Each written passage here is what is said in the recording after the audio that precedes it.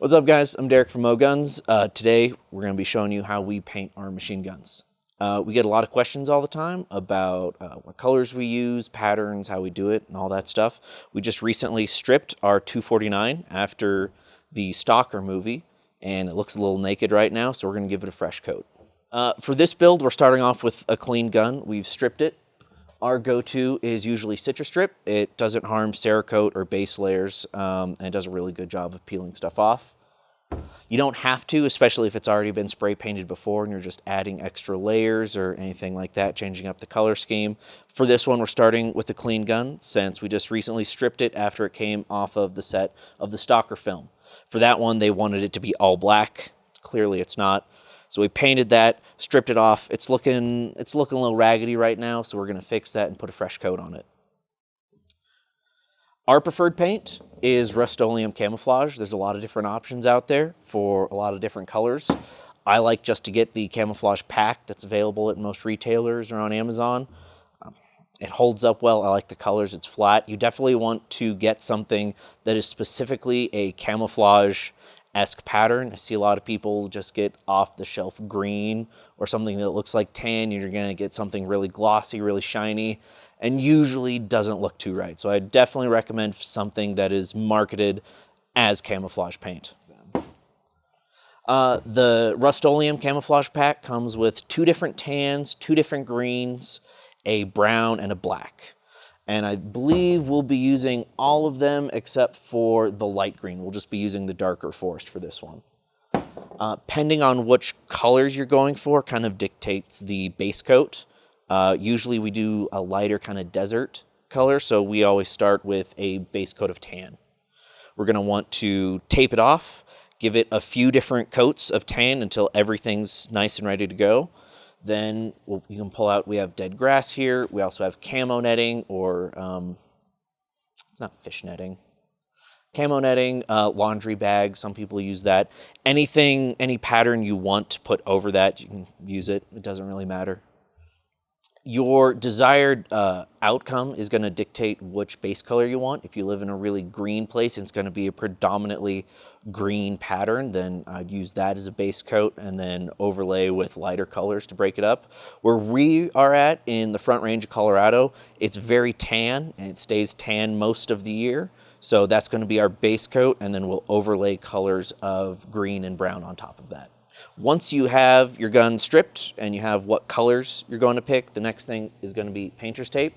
You don't generally want tape down the barrel or any other surface that you know is going to move a lot or just going to get stripped off. I know a lot of people like to paint up Picatinny rails, magwells, anything like that. Triggers are optional. The general nature of spray paint in that it usually wears off. So I'm not too worried about it besides the bore and the gas system and the action. We'll keep that clean, but everything else is just going to get a good coat, and as it wears off, it wears off. With the 249 here, you can see we have some other accessories. I'd like them all to match, so we're just going to paint everything and tape up what we don't and hit it all at once.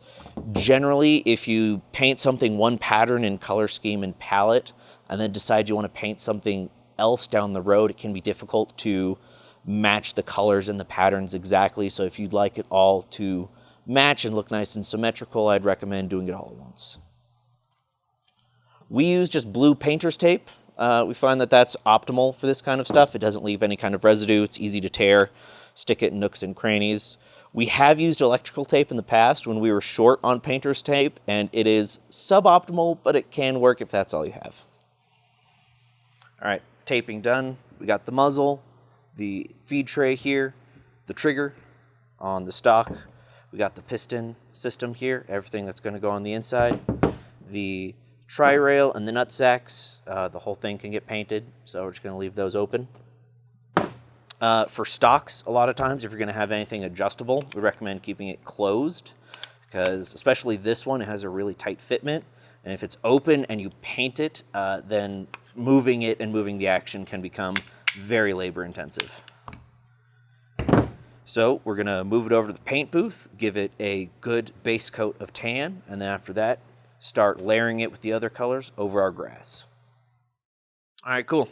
We got a little paint booth set up in the shop if you're doing it indoors like we are, because it's very cold outside in Colorado in the winter.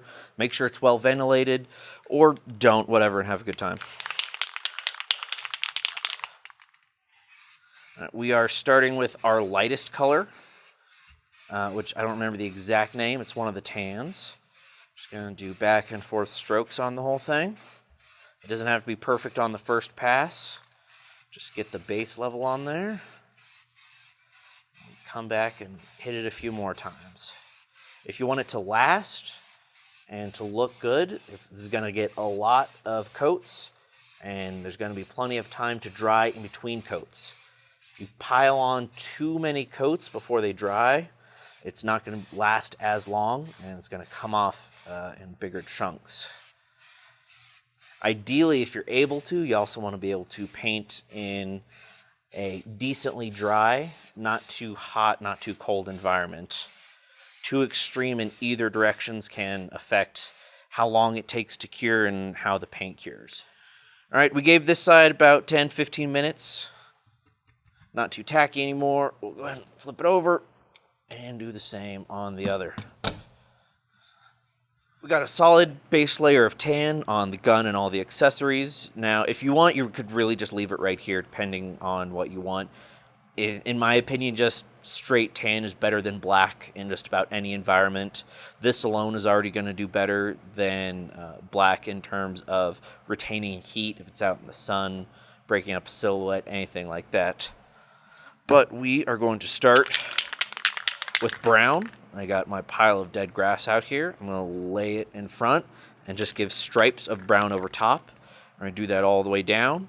And then after that, we'll just continue that same process of stripes over the grass in different positions and different colors until we have something that is mostly tan with some dark grass outlines to break it up.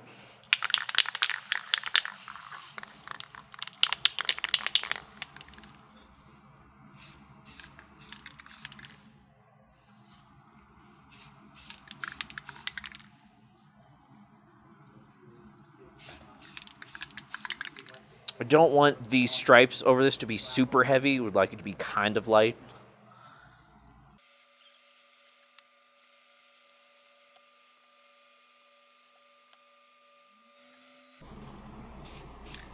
And just go over and see any spots you think are too light or too dark, and give it a little bit until it's a nice ratio that you like.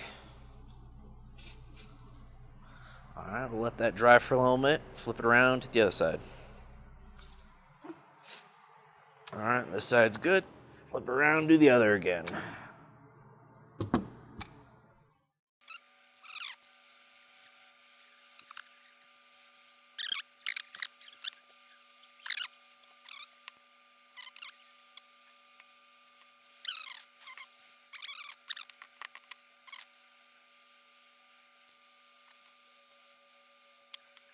Okay, first color down, we got our brown. We're going to go over it with a slightly different color tan, and then probably some green and black, and just continue to play with it and experiment until it's a pattern and coloration that I like.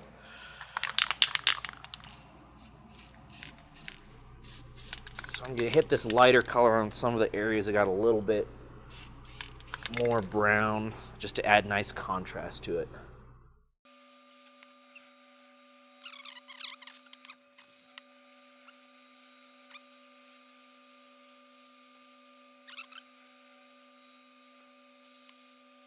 Some blacks in there. I'm not too worried about letting every layer dry this time because I'm just adding a little bit and it's not a whole coat.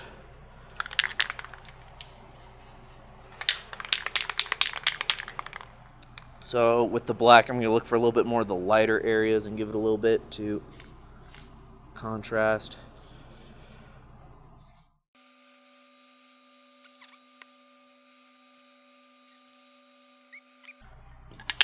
Now I'm thinking I'll add just a little bit of the base color tan on some of the spots that are too dark, just to kind of bring it up a little bit. And this is the part where you're just experimenting, just play with it. If you don't like it, just keep going and eventually you'll get somewhere that you do.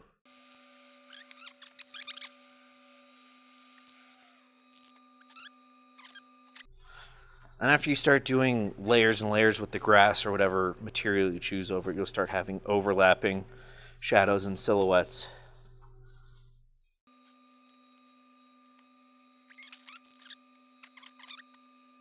I think that looks pretty good on this side. Let that dry, flip it over, do the next.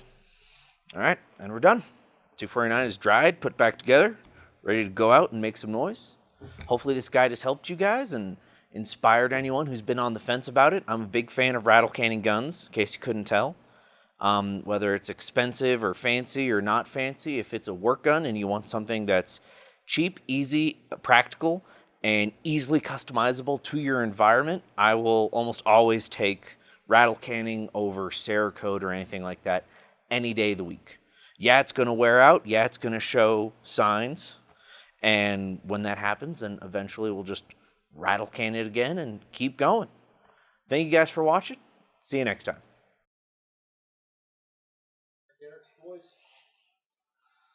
I'm a threat to...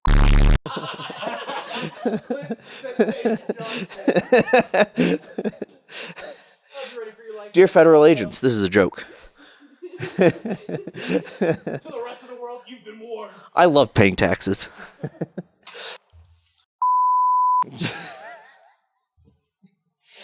You have to bleep that one out.